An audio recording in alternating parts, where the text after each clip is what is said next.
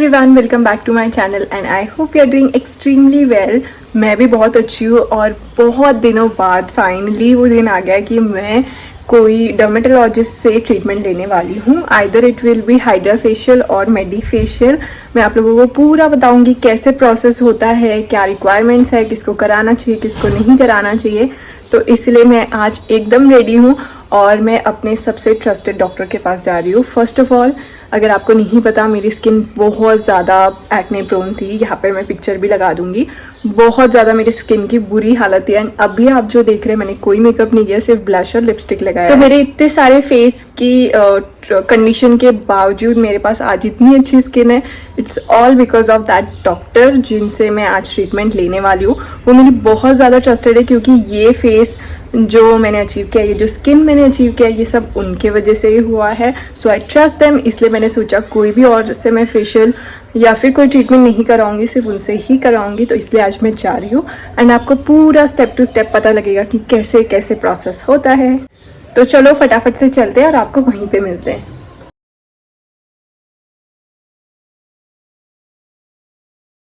तो सबसे पहले ही मेरा कंसल्टेशन हुआ डॉक्टर के साथ में और डॉक्टर ने अच्छे से स्किन देखी और उन्होंने पूछा कि आपको क्या क्या इश्यूज़ हैं। क्योंकि डॉक्टर को मेरी हिस्ट्री पता थी, इसलिए ज़्यादा टाइम नहीं लगा। तो डॉक्टर ने मुझे सजेस्ट किया कि आपको हाइड्रा फेशियल करना चाहिए। अगर आपके एक्टिव एक्ने हैं तो आप मेडी फेशियल कर सकते हैं, but otherwise hydra facial is also good. सबसे पहले मैं आपको दिखा देती हूँ अपना बिफ़ोर। तो ये है मेरी बिफ़ोर की पिक्चर। मैंने थोड़ा जूम इन किया ताकि आपको अच्छे से समझ आए। यहाँ पे लेट गई हूँ और अभी जस्ट प्रोसेस स्टार्ट होने वाली है। तो अभी मैं आपको एक एक करके दिखाऊंगी कि वो क्या लगाएंगे। मैं बीच में बोलूँगी नहीं, मैं आपको वॉइस ओवर करके बता दूँगी, बट अभी प्रोसेस स्टार्ट होगी।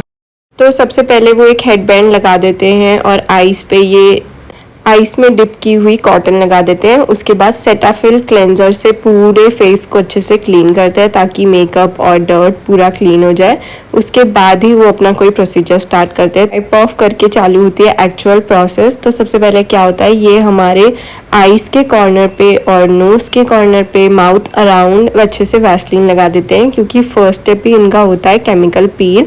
और केमिकल पील में अगर हमारे बहुत ही सेंसिटिव एरियाज़ पे केमिकल लग जाता है तो बहुत ज़्यादा जलन होती है।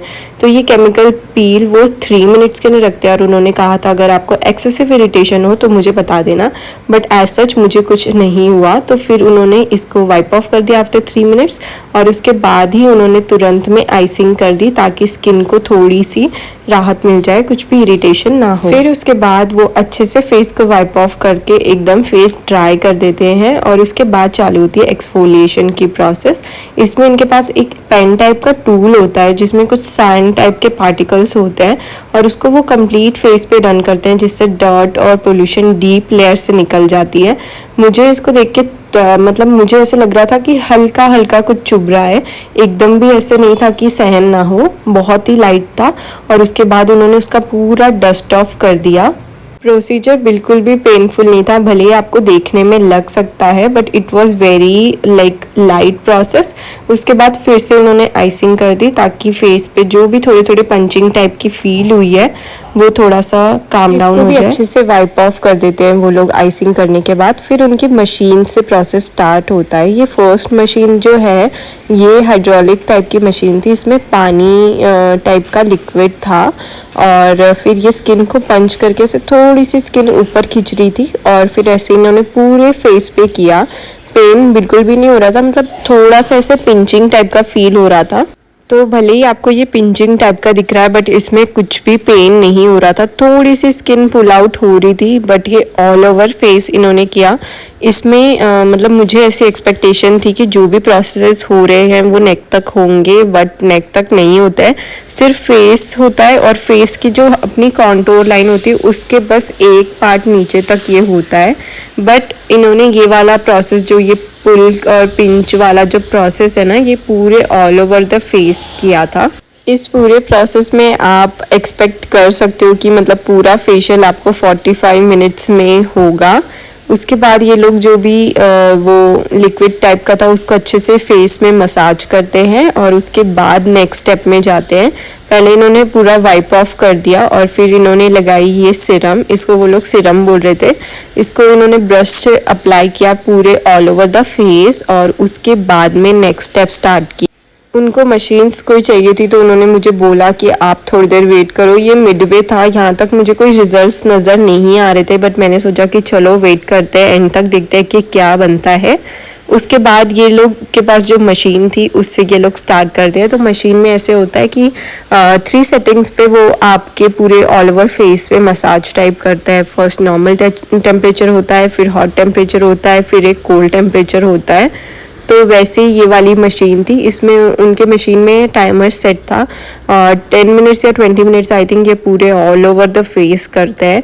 और ओवरऑल मैं आपको बोलूँ तो बहुत ही रिलैक्सिंग था, ऐसे कुछ भी नहीं था जहाँ पे मुझे कोई पेन हो कुछ हो। मैं बहुत आराम से लेटी हुई थी और पूरी प्रोसेस में मज़ा आ रहा था, ऐसे बोल सकते हैं। पूरे फेस पे इन्होंने अच्छे से किया और टाइम भी लग जाता है पूरा प्रोसेस करने में, तो you have to be patient. इसके बाद स्टार्ट होती है नेक्स्ट प्रोसेस। नेक्स्ट प्रोसेस में क्या होता है कि ये लोग अपने टूल की सेटिंग चेंज करते हैं और नेक्स्ट टूल लेते हैं जो कि स्कल्पटिंग टाइप का होता है और फिर इससे पूरे फेस पे किया जाता है। ये छोटे छोटे बॉल्स कूलिंग थे, मतलब इसमें कोई मतलब ठंडक वाला फीलिंग हो रही थी। और मैं आपको जूम करके भी दिखा रही हूँ ताकि आपको पता चले कि स्किन एक्चुअली में कैसी दिख रही थी उस मोमेंट पे।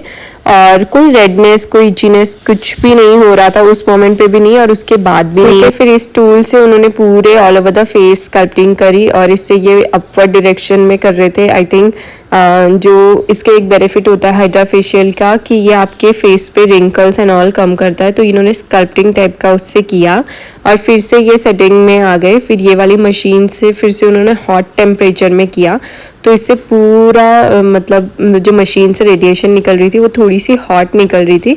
और उन्होंने बोला था कि अगर आपको ज़्यादा गर्म लगे तो आप बता देना मुझे, हम आप उसको कम कर देंगे।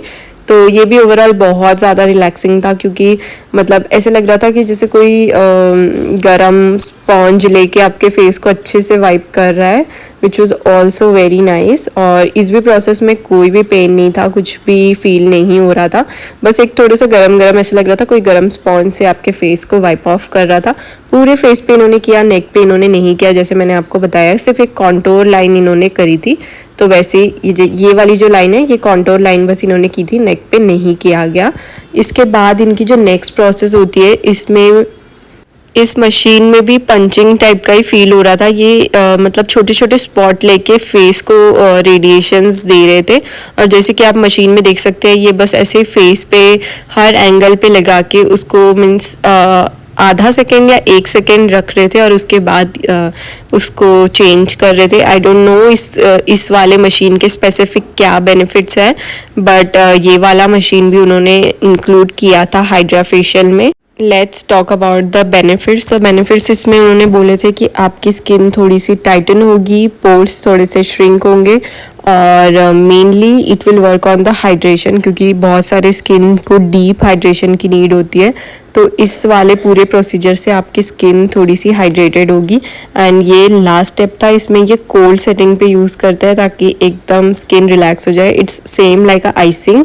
तो ये भी इन्होंने पूरे ऑल ओवर द फेस किया। इसकी भी टाइमिंग होती है लाइक 5 to 10 मिनट्स वो अपनी मशीन में सेट करते हैं और पूरे ऑल ओवर द फेस करने के बाद ये स्किन में इसको अच्छे से मसाज करके वाइप ऑफ कर देते हैं, कुछ भी प्रोडक्ट उस पर रहता नहीं है। उसके बाद इनकी जो लास्ट स्टेप होती है वो होती है मॉइस्चराइज़र और सनस्क्रीन, क्योंकि कोई भी अगर यहाँ से बाहर जा रहा है तो they should protect your skin. और इसके कुछ आफ्टर पॉइंट्स भी होते हैं जो आप लोगों को फॉलो करने होते हैं आफ्टर प्रोसीजर, तो वो मैं आपको आगे बताती हूँ। तो सबसे पहले उन्होंने बताया कि 2 दिन तक फेस पे कोई फेस वॉश और सोप नहीं लगाना है और हॉट वाटर से फेस को नहीं धोना है।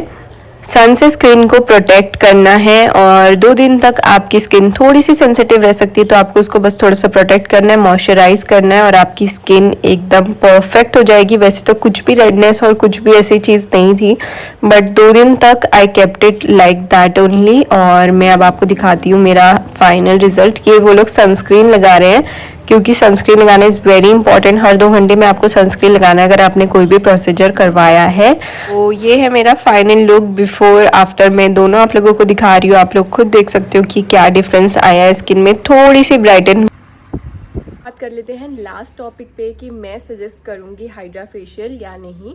तो सबसे पहले मेरे पास 2 पॉइंट है बोलने के लिए, मैं वो आपको बता देती हूँ।